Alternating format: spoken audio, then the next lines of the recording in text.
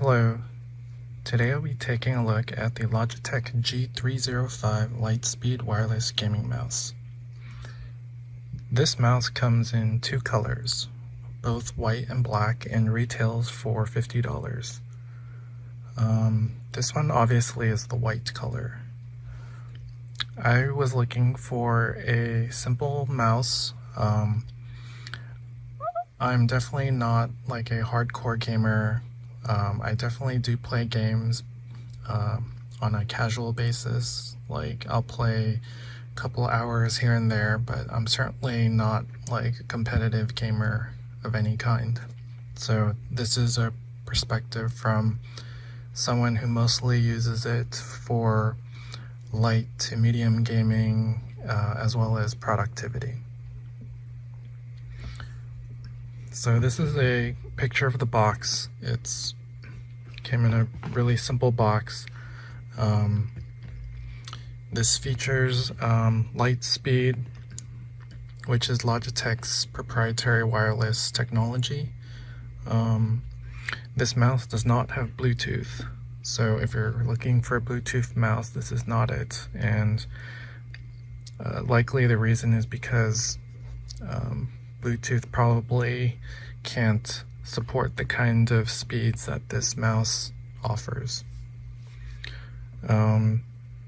This has an optical sensor with up to 12,000 dpi dots per inch, and it lasts up to 250 hours using a single AA battery. And with the battery installed, it should be around 100 grams in weight. So here's the mouse. It's a very simple design. You have 4 pads at the bottom, and you have the sensor here, and actually there's a 5th pad, tiny one here, and this is a on and off switch. You have 2 buttons on the side. They make a pretty noticeable click. And here's the top of the mouse.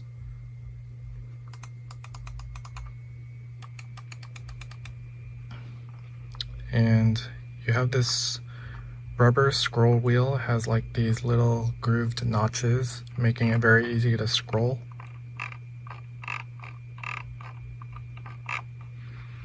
And this button here is what you use to change the Dpi sensor. So if you want to make the sensor more sensitive or lower it. And what you do is you just click it and it'll cycle through the Dpi levels. So here is the little USB attachment, which is what it connects to your computer. And that's all you need to plug into your computer. So opening up the mouse, you basically slide this compartment. It's just this plastic piece here, and here's the battery.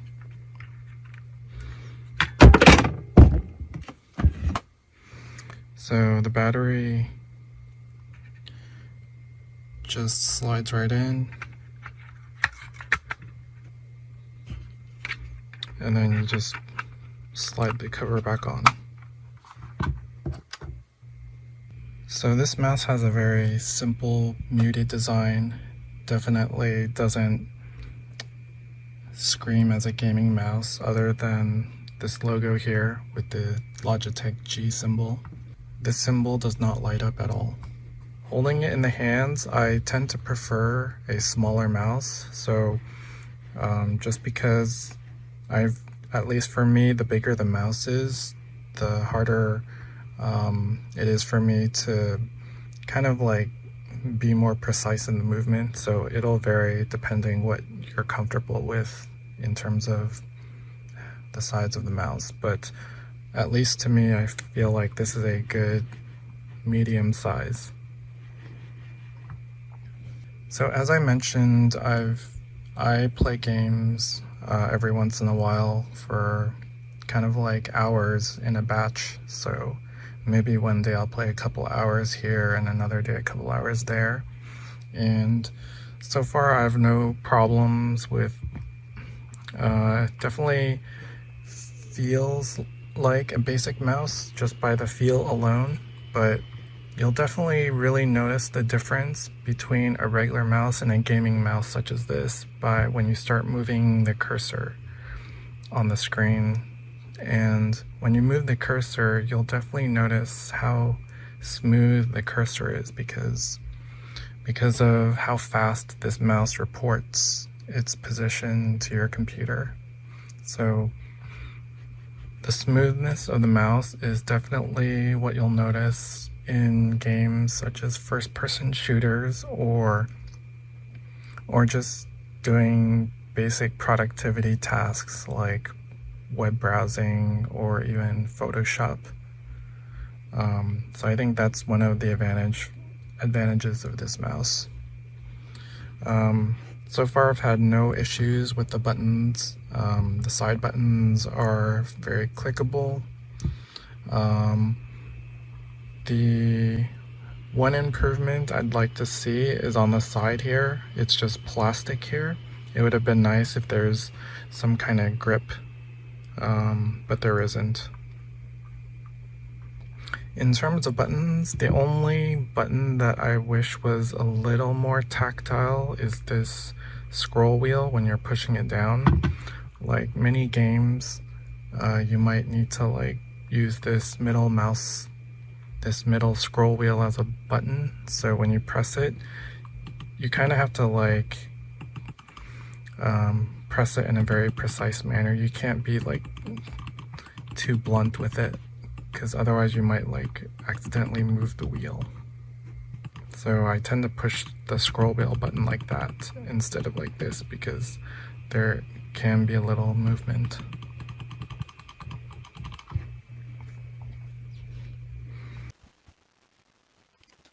I wanted to show a little bit of the Logitech G Hub software. The software is what is going to allow you to customize the mouse a little bit further. So here, down here, I have the Logitech, it's called Logitech G Hub. And once you open it, you'll see a screen like this. And it sees that my mouse is connected. And here you can click on the mouse shown. And here you can basically customize whether it's macros, which is basically key combinations, and you can assign it to the various buttons on the mouse. You can also configure specific applications. So let's say you're using Photoshop or some other specific application and you want to configure specific functions with certain buttons. You can do that here as well. And also, if you did not have this software, normally when you click the DPI button on your mouse, it will cycle through some preset DPI numbers. There's about 3 or 4 of them. But once you use the software, you can actually change those preset DPI settings. So for me, you can see I have 4 different settings: 800, 1600, 2200, and 3150. And right now it shows that I'm using 1600. And you can also configure the mouse in performance or endurance mode. So endurance mode means it'll basically lower how often your mouse talks to your computer, like how fast it updates the computer, and it will essentially save on battery life. But so far I've left it on high performance mode, and you can see it's reporting at 1000 per second. I don't know if it'll show on the screen here, but right now I'm at 1000, change it to 125, and I can kind of tell that you start to see, I can feel that the mouse cursor is a little bit more sluggish. Yeah, if I change it back to 1000, it's much more smoother. So honestly, when you're changing these DPI speeds, I've found that the sweet spot for me is around 1600. I feel like 800, it starts to feel a little bit slow, even though well, not slow, like even though it's feels like I'm dragging something basically heavy. So if I set it to 800, see, notice I will need more movement to move the cursor, as opposed to like 1600, moving the same amount, it moves a little bit further. I found that anything above 1600, like if I start going to 2200, it starts to move much faster, maybe a little bit less accurate. And if you really want to go like 12,000, it's like moving my mouse just slightly already moves already so much. And I think if you're playing like a 3D shooting game, at least to me, I think it'd be more difficult to aim with such high sensitivity. So again, I tend to stick more towards around 1600. And when you're cycling through the various DPI numbers, you just click on the DPI button, and what will happen is on the bottom right, you will normally see something pop up.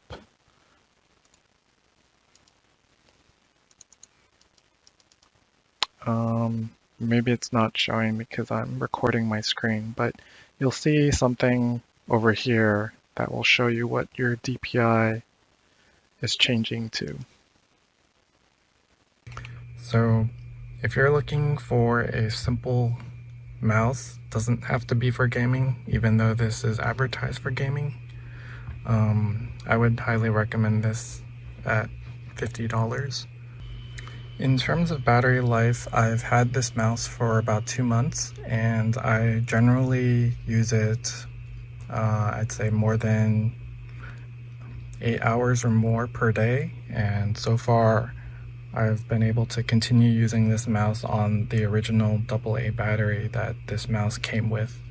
So far pretty good battery life. I initially thought that I would have to like change the battery every month, but so far I'm at the 2-month mark, and so far it's doing good. If you've enjoyed this video, please give me a like, and if you leave a comment below, I will respond to it.